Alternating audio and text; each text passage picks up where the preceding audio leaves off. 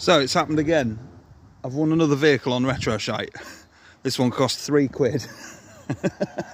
And I've got to be honest, I'm a bit in love with it. It's bloody excellent.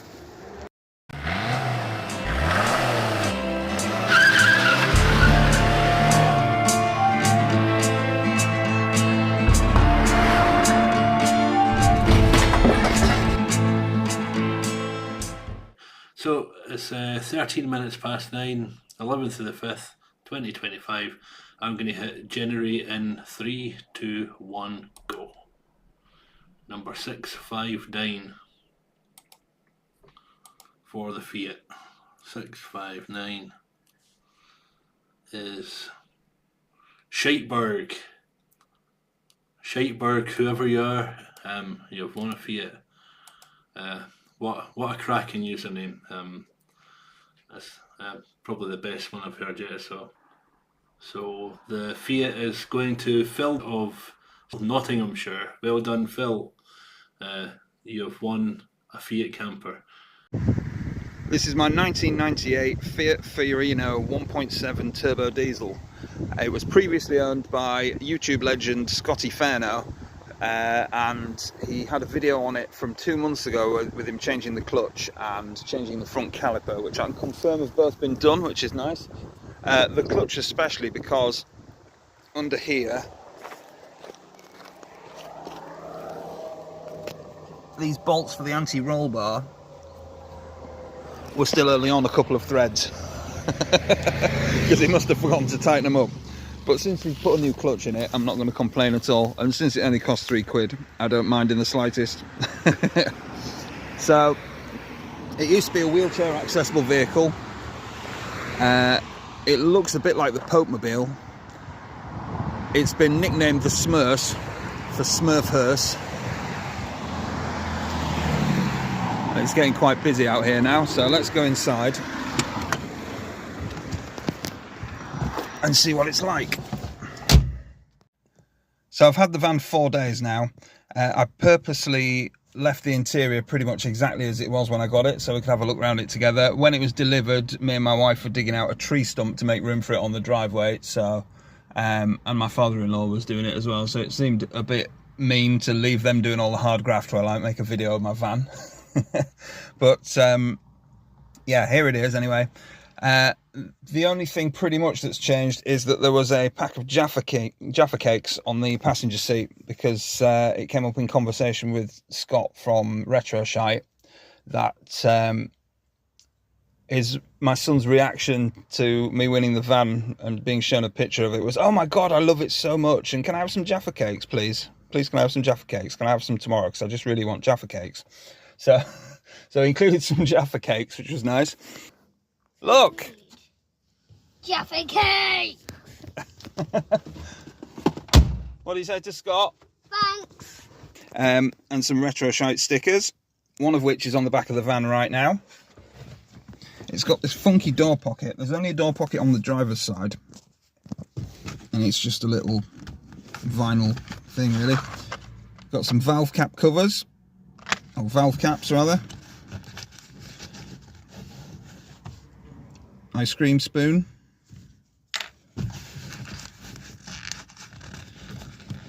What's that? Parking ticket. Excellent. A couple more little bits. There's a dashboard bulb. Yeah, there's not a great deal going on in here.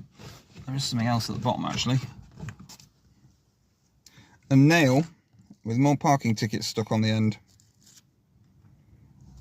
Random. Here we have the tape machine, which doesn't come on with the ignition. You have to turn it on a separate button like that, and that's all it does. If you leave it long enough, it'll start scrolling through AM stations, or long wave stations actually, but it doesn't produce any sound, and none of the buttons work, which is somewhat of a shame. The only one that works is the power button. But despite that, in order to prevent people from stealing it, under here in the ashtray there's the original little case to keep the fascia in it, with the number plate on the back of it and everything. So that's nice. Here we have a random coin, possibly from Russia. If anyone knows, feel free to let me know.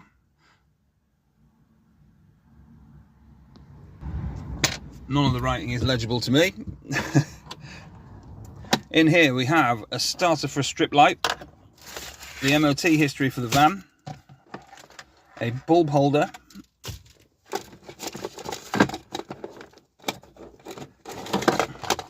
a side repeater that fits the bulb holder, a tape converter which I also can't get to work, presumably because of the tape machine, a receipt for fuel from Tesco, that which worried me because I thought it was probably the oil cap from the top of the engine, but there is one on top of the engine, so it's not that. And some opal black aftershave. Possibly from Skegness Market, who knows.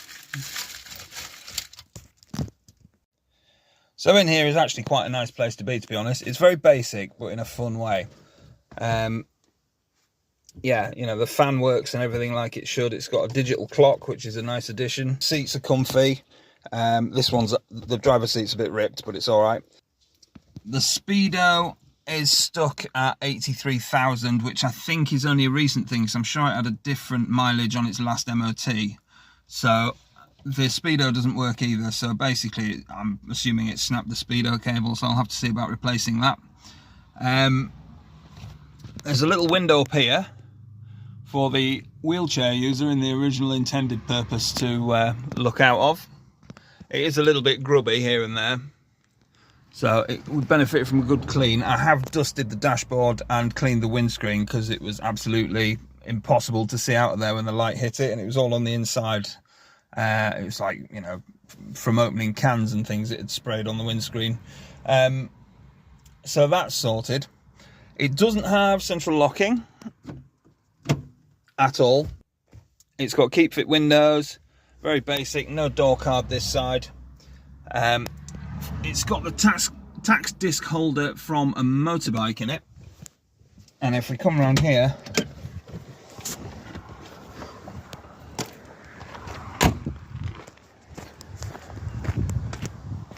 you see it's a tax disc from 2014, which is nice, 126 quid.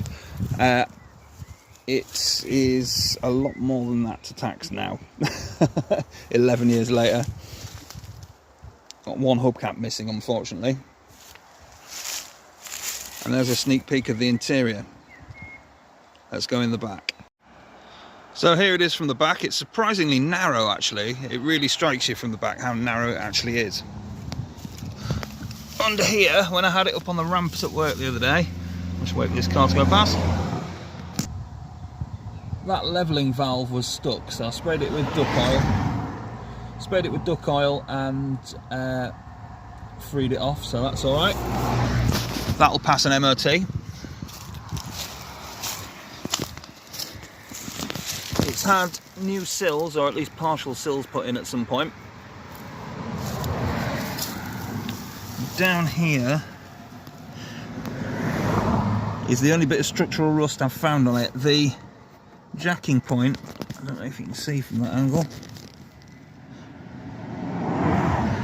that jacking point is quite crusty, and it's, well, it may or may not be 30 centimetres from that, so I'm not sure if that'll pass an MOT or not, but if not, I can weld it up on a lunch break at work or something, that's fine. So here it is from the back. It's got a couple of scrapes and dings on it, not anything major particularly.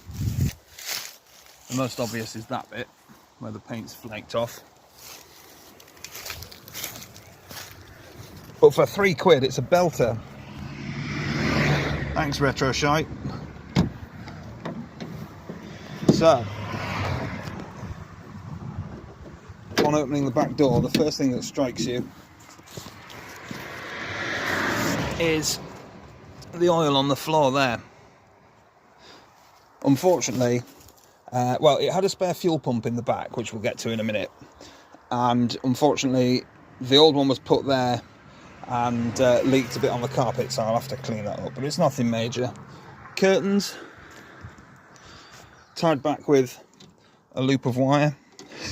That one fits better behind there because when you shut them, they get trapped in here and get all oily at the ends. So I've jammed that one in there. We don't have the option for that on that side. So the interior is quite pink. It's got these nice blinds from Dunelm. I'll zoom out a bit, hang on. It's got these nice blinds from Dunelm, which are a bit fancy. So that's good. The window's open. There's the lock for them. It's literally just a flap that stops them opening, but these open to there. There's evidence that there perhaps used to be Roman blinds. I don't know if you can see that. It's the little anchor thing that you wrap the string from your Roman blind around. And I suspect that's why the ends of the windows are tinted, because the Roman blinds didn't make it all the way across. So you can see the screw holes as well where they presumably used to mount. Here we have a sink with a foot pump. There's a tank under there, which we'll get to in a minute. This is for some reason a separate little door. I don't know if they just didn't have a long enough piece of wood, but behind there is a butane tank. 3 burners. How many of them you'd use, I don't know. I am considering, because that folds down, making like a kind of backsplash thing that hinges up off here. I don't know if it'd work with that bit, but hinges up off there and then hinges up like that and then out to here to kind of protect all of this and fold the seat forward. Obviously I still don't know if I'd use that burner though. It might just have to be that one, but at least it's, you know, going to be more difficult for it to melt the bloody carpet and things on the walls. There's the view out the front.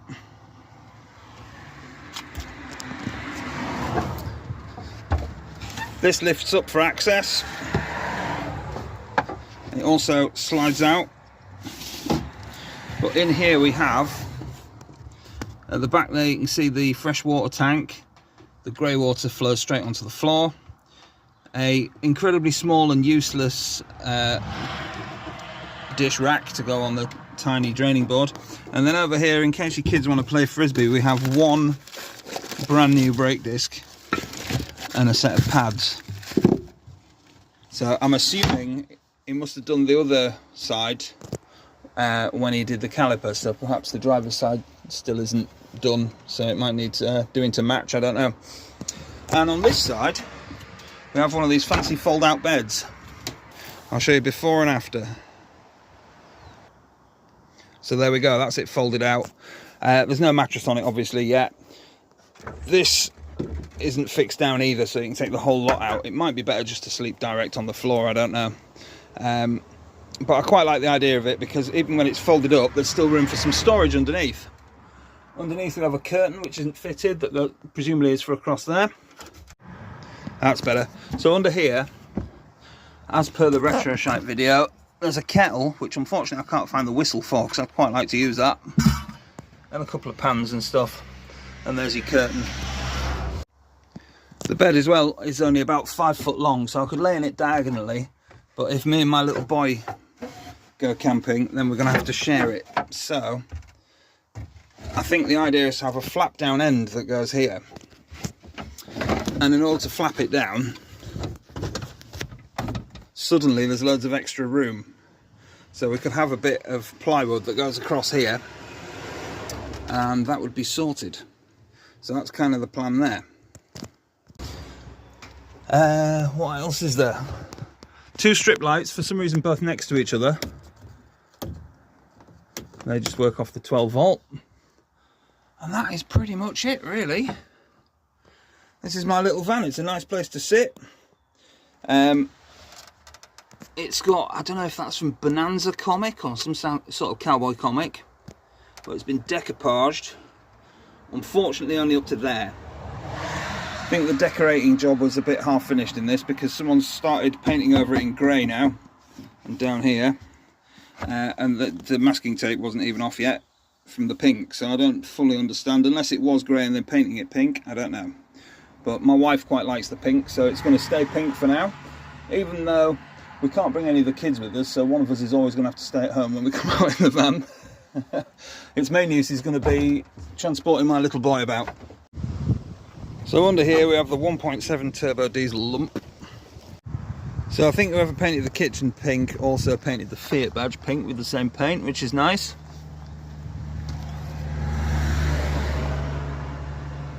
This is the 1.7 turbo diesel. I'm not exactly sure what engine there is in these. I thought it was maybe a JTD, but I don't know. It sounds a lot like an XUD, like you'd get in an old Peugeot, which is nice because they were decent engines. I don't know if they're in any way related or not. Doesn't look that similar, but it sounds just like my old 1.8 diesel Peugeot 205 I had back in the day. There's the fuel pump. Some interesting stuff with it. For example,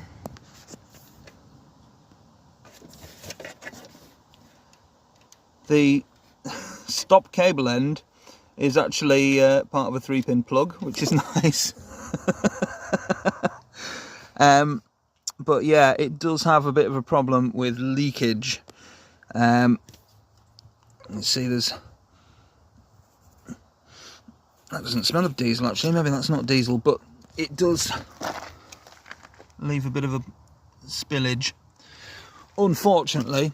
And I think what that is under this side there's like the pump's cylindrical, and it's got like a kind of cap with the 4 injector lines coming out and the fuel feed going in, and I think the gasket between that and the body of the pump has failed, or the O-ring I think it'll be, so it leaks out there unfortunately while it's under pressure. It's alright when it's parked up, and then when you run it, it drips, not that badly, but then when you park it up, until all the pressure in the system's died down, it just keeps going, and you end up with a puddle there because it takes a little while and pumps quite a lot of diesel out.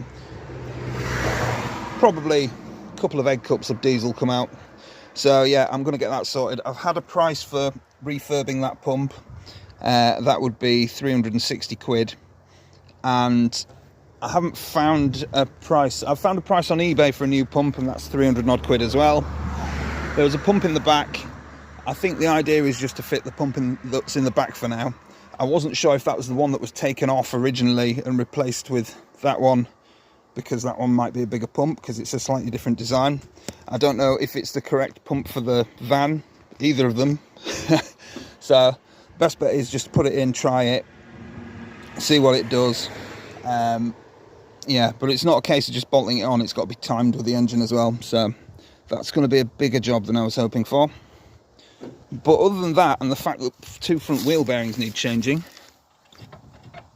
don't know if you can see that, there's quite a bit of play in that. Let's try this side.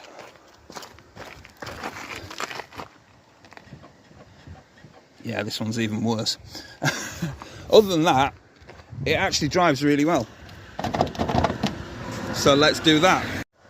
I forgot to mention as well, another presumably legacy of it having its gearbox taken out, or perhaps having the fuel pump fertiled with, is that the radiator's not attached. You can't quite lift it up, but you're not far off being able to. It's only attached at the bottom, I think, and only at one end.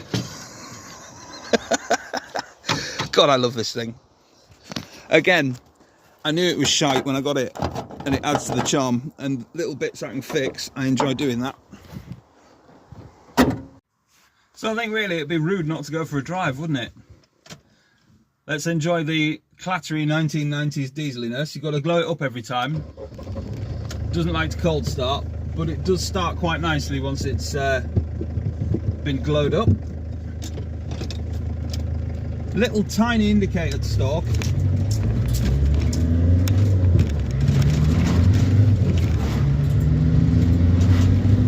The gears are really short on this. 30 mile an hour seems about right in 5th gear, but it's got a lot of get up and go. I had it up to 70 miles an hour earlier and it was absolutely screaming.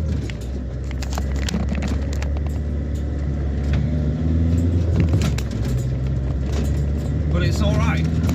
The gear change is quite nice on it. As as I said, it's quite a close ratio box, so you are changing gear quite a lot, I find. But it's alright, I enjoy it. It's a lot of fun to throw around. It's a light little car. It does everything you need it to do, but it's extremely basic. But I quite like that. It reminds me a bit of the Trabant, not the Wartburg. I would say it's probably more basic than the Wartburg, or at least on a par with it. But yeah, I really enjoy this car. I didn't think I'd like it as much as I do. The back's quite a nice place to sit in the summer, and driving it is a peppy little thing, high revving, Italian. I've never really given Fiats any consideration before, but it's really nice. I'm very much enjoying it.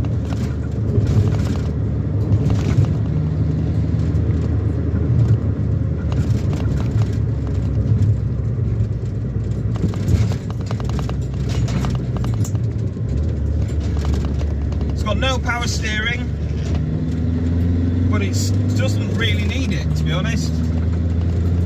Unless you're basically stopped, it's so light it doesn't matter. I think it weighs somewhere in the region of a ton, and the payload is 600 and something kilos, so you can potentially, it could be like 1.6 tons, something like that. I'll have to look up the numbers and annotate with them. But it's a little light thing you can chuck around. It's not meant to be carrying a lot of weight. But the turbo engine is great. The little 1.8 normally aspirated diesel I had, 205, when I was a teenager, that was great as well. It was quite rapid, but I would say this probably has more grunt to it than that did. The reason that one was rapid was purely because of the 1.8 litre engine in essentially a go-kart, and this has got the same kind of feel to it really. And the gear change on this is also a lot nicer than the 205, because that was like a spoon in a mixing bowl.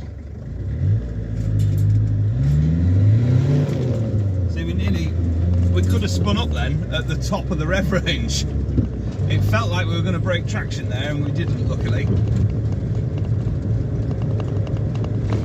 It's only got a little turbo on this, but it seems to do its job quite well, which is nice. What it doesn't have, obviously, is aircon, and I'm absolutely sweltered here, so I'm going to open the window.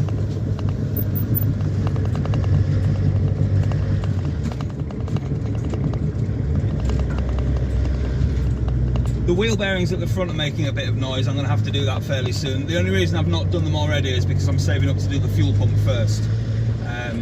Purely because I don't like dropping fuel all over the place at work, and I've driven this to work 3 days running now. Adjust the camera angle so you can see. There's some horses coming. I don't know what they're going to think to it. Still can't see the gear stick from here, can you? There it is.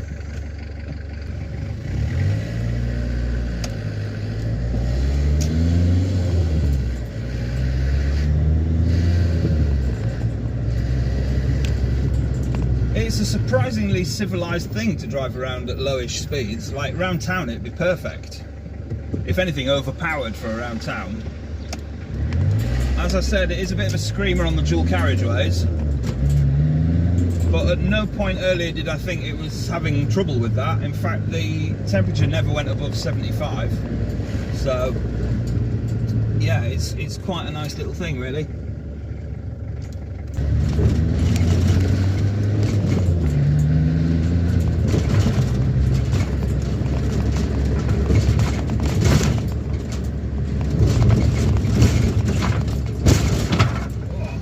Doesn't like the bumps very much. There's a lot of bumps on this road, it turns out. Christ. Never been down here before, and it's pretty ridiculous. So this is what 50 mile an hour sounds like. It's not that refined. It is fun though. And I mean, if I was to speed up to 60, there's no rev gauge on this, but I would say it is revving pretty high. So I don't know what fuel consumption will be like. I haven't worked it out particularly because obviously half the fuel's going on the floor at the moment, so it's suboptimal in that way. But yeah, it does scream at 70. So in conclusion then, this thing is an absolute belter.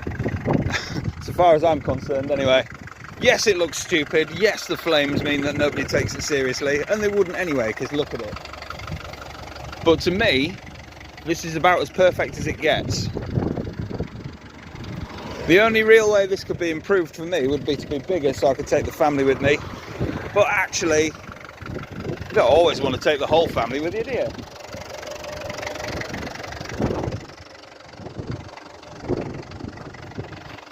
It's an absolute weapon.